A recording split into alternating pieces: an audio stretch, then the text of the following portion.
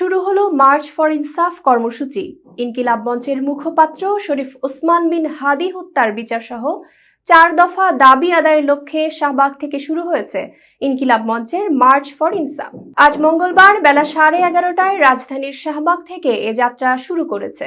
March for ইনসাফ পথযাত্রাটি শাহবাগ থেকে শুরু করে science lab, city college, Mohammadpur 3 রাস্তার মোড়, রায়ের বাজার, বধ্যভূমি, মিরপুর 10, উত্তরা, বাড্ডা, রামপুরা, যাত্রাবাড়ি হয়ে সন্ধ্যায় শাহবাগ হাদি চত্বরে এসে শেষ হবে। ইনকিলাব মঞ্চের দাবিগুলো হলো আগামী 24 দিনের মধ্যে শহীদ ওসমান হাদির খুনের পরিকল্পনাকারী, খুনের সহায়তাকারী, পলায়নের সহযোগী, আশ্রয়দাতা সহ পুরো খুনি চক্রের বিচার কার্য সম্পন্ন করা।